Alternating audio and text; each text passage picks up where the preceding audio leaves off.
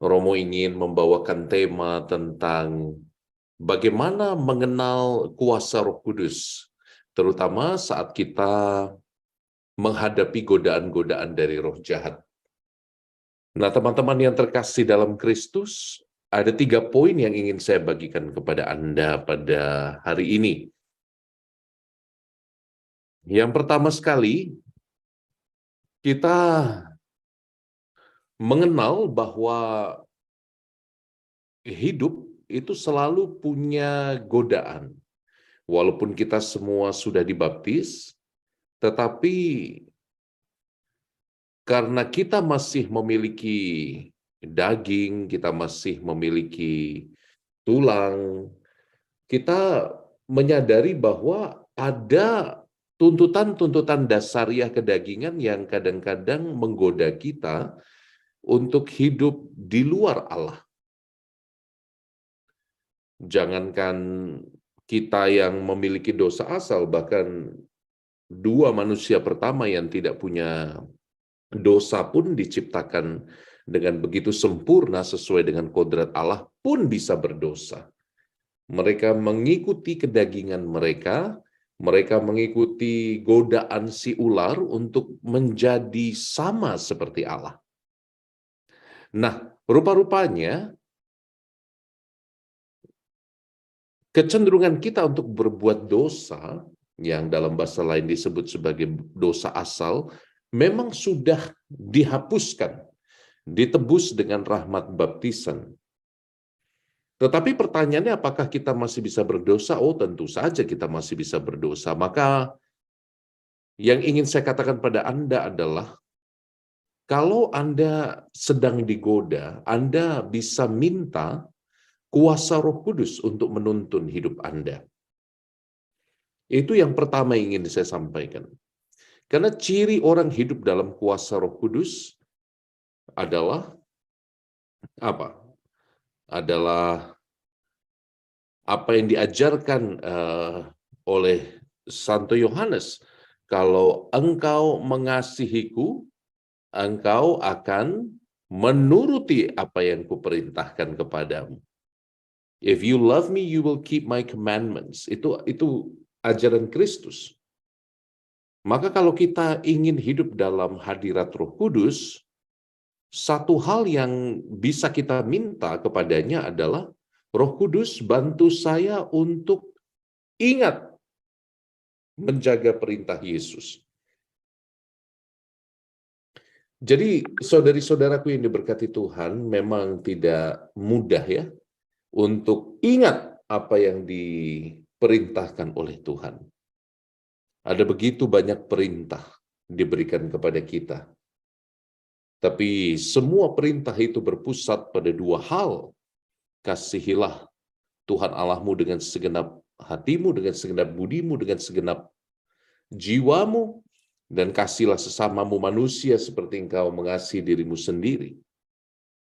Maka perintah kasih inilah, kasih kepada Allah dan kasih kepada sesama inilah yang harus kita ingat ketika kita tergoda. Apapun godaanmu, biasanya melawan 2 hukum ini. Maka Anda bisa minta, ini poin pertama pengajaran Romo malam hari ini, untuk minta diingatkan bahwa saya harus menjaga perintah Yesus. Semua godaan berakar pada dua godaan untuk melawan 2 perintah ini. Yang pertama, mengasihi Allah, maka godaannya adalah menjauhi Allah. Dan yang kedua, mengasihi sesama, maka godaannya adalah menyakiti sesama, mengecilkan orang lain, mengkhianati yang lain. Jadi semua godaan, sepribadi apapun dosa Anda, itu mengerucut biasanya pada 2 dosa ini, dua dosa yang melawan perintah Tuhan. Maka ingat, yang pertama, kalau Anda menghadapi godaan-godaan, Anda bisa minta kepada Roh Kudus untuk mengingatkan bahwa aku mencintai Yesus dan karena itu aku ingin menjaga perintahnya. Dan bukan sebaliknya. Yang kedua, teman-teman, kita kalau buka Roma bab 8 ayat 14 itu kita hidup dipimpin oleh Roh, kata Paulus. Dan kalau kita hidup dipimpin oleh Roh, maka ciri yang pertama paling kelihatan adalah bahwa kita tidak dikuasai oleh godaan-godaan untuk apa? Godaan kesedihan yang tanpa alasan, untuk kesepian yang apa? Yang membuatmu tidak bisa bangun kembali dari kelemahan-kelemahan. Rasa putus asa dan depresi yang berkepanjangan. Saya melihat godaan orang zaman sekarang ini menjadi lebih konkret lagi karena bukan pertama-tama tergoda untuk A, B, dan C, bukan. Tapi justru godaan paling besar adalah ketika orang sudah jatuh dalam dosa dan merasa gagal untuk bangkit. Nah, maka ini, kalau engkau hidup dalam Roh, engkau hidup dipimpin oleh Roh, poin kedua Romo, biarkan Roh itu mengangkatmu.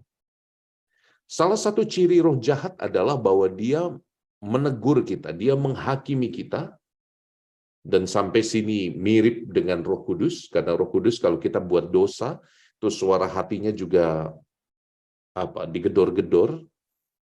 Tetapi kalau roh jahat, dia akan menggunakan penghakiman itu untuk mematikanmu dari dalam. Untuk mengatakan bahwa kau tidak berharga, kau kecil, dan kamu tidak ada gunanya lagi untuk hidup. Dan itu yang terjadi dengan Yudas Iskariot, bukan? Bedanya Petrus yang menyangkal, Yudas Iskariot yang mengkhianati, dua-duanya mengkhianati. Tapi yang satu tidak mendengarkan Roh Kudus, yang satu mendengarkan bisikan roh jahat itu. Dan dia celaka sampai selama-lamanya. Dia pergi gantung diri, ya kan? Roh jahat itu menggunakan kelemahan kita untuk menghakimi kita dan menipu kita seolah-olah saya tidak bisa bangkit lagi. Saya tidak bisa berubah dan saya tidak bisa bertobat, inilah aku, maka celakalah aku. Nah, ini hati-hati teman-teman. Poin kedua Romo adalah, tiap kali Anda bergumul dengan realitas kedosaan, tiap kali Anda bergumul dengan rasa bersalah, jangan takut untuk pergi ke kamar pengakuan. Anda harus bisa dipimpin oleh Roh Kudus untuk bangkit kembali, untuk merasakan sukacita. Ya tentu saja tidak nyaman, Roh Kudus itu juga akan menegurmu. Tapi dia menegurmu dengan cara yang tidak mematikan. Dia menegurmu dengan cara yang menumbuhkan. Dan bahkan ketika engkau berusaha untuk bangkit dan kau jatuh lagi, Roh Kudus itu tidak jemu-jemu, ayo bangun, bangun. Dia mengangkat tanganmu, dia menenangkan engkau, dia bekerja lewat orang-orang yang ada di sekitarmu, lewat perjumpaan-perjumpaan yang mungkin terlalu indah untuk dikatakan sebagai perjumpaan yang kebetulan. Selalu ada unsur misteri, tiba-tiba engkau berjumpa dengan A, engkau mendengarkan kata-kata dari B di televisi, atau ketika kau scrolling Instagram, ada pesan Tuhan disampaikan yang begitu cocok dan pas dengan keadaanmu. Roh Kudus bekerja lewat banyak jalan, maka biarkan dirimu dipimpin oleh Roh. Ini yang kedua. Dan yang terakhir, teman-teman, poin ketiga Romo, begitu banyak orang sekarang ini digoda untuk memikirkan dirinya sendiri. Aku. Dan inilah musuh kekudusan. Musuh kekudusan, musuh kalau Anda punya cita-cita menjadi seorang santo atau santa. Musuh kita adalah aku. Kata I itu ya, dalam bahasa Inggris kata I itu satu letter yang luar biasa menjadi lawan dari kekudusan. Mengapa? Karena roh jahat biasanya akan membawa kita berkonsentrasi hanya tentang diriku, kepentinganku, cita-citaku, rencanaku, apa yang akan kulakukan supaya aku bisa survive, aku, dan aku. Dan ini adalah gejala dari individualisme yang makin akut di zaman modern ini. Dan ini adalah godaan yang perlu Anda sadari. Maka poin terakhir Romo, hati-hati. Kalau Anda sudah mulai banyak bicara dengan dirimu sendiri, bahkan dalam waktu luang ketika Anda duduk, Anda seolah-olah berdialog dengan diri Anda sendiri gitu ya. Oh, hati-hati. Itu jangan-jangan adalah salah satu godaan dari roh jahat untuk mulai memikirkan dunia hanya dari kacamatamu saja. Ayo dong. Kalau kita pergi berdoa, apa sih yang kita buat? Sebetulnya kita kalau berdoa, kita itu mengatakan apa pada diri sendiri? Aku mengatakan cukup pada diriku. Aku mengatakan cukup dan aku mengangkat hatiku pada dimensi yang lebih tinggi daripada egoku. Aku mengangkat hatiku ke hadirat Roh Kudus.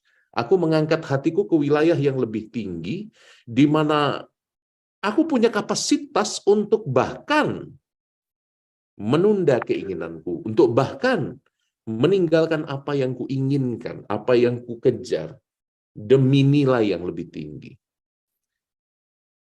Maka tradisi puasa, mati raga, tradisi ugahari, tradisi itu mengajarkan kita apa sih? Bukan untuk mengajarkan kita menahan lapar, bukan untuk sok-sokan berapa lama saya bisa bertahan dari jam sekian sampai jam sekian. Oh, itu bukan tradisi kita. Tradisi mati raga dan puasa dalam mistik Kristiani itu digunakan supaya egomu dikecilkan, supaya keakuanmu itu diangkat pada dimensi roh yang lebih tinggi, supaya kedaginganmu yang selama ini mendefinisikan eksistensi kita itu diangkat pada level yang lebih tinggi, level roh. Nah, teman-teman yang terkasih, saya harap teman-teman belajar untuk mulai mengenali apa yang menjadi kebutuhan orang lain. Terutama bagi Anda, para bisnismen yang bergulat dengan bisnis di masa-masa sulit, mungkin Anda akan berpikir tentang bisnisku. Well, saya undang Anda untuk mengubah perspektif itu. Mungkin alih-alih Anda berpikir tentang neraca keuangan, mungkin Anda sudah mulai bisa berpikir tentang menjadikan kekhawatiran Anda sebagai doa. Tuhan, bantu saya supaya bisnisku bisa menjadi saluran kebaikan bagi lebih banyak orang. Tuhan, bantu saya supaya apa yang kulakukan boleh jadi berkat untuk banyak orang. Jadi alih-alih Anda berpikir tentang sukses sendiri, sekarang kita berpikir tentang orang lain. Kita mengarahkan perhatian kita pada lebih banyak orang di luar diri kita. Dan dengan demikian, pelan-pelan hidup kita bukan lagi tentang diriku, tapi tentang Kristus yang di dalam aku. Aku hidup, tetapi bukan lagi aku yang hidup, melainkan Kristus yang hidup dalam diriku. Galatia bab 2 ayat 20. Dan dengan demikian roh itu akan hidup di dalam diri Anda, roh yang menyapa Allah sebagai Bapa. 3 poin itu semoga kita renungkan bersama. Tuhan memberkati Anda semua. Terima kasih.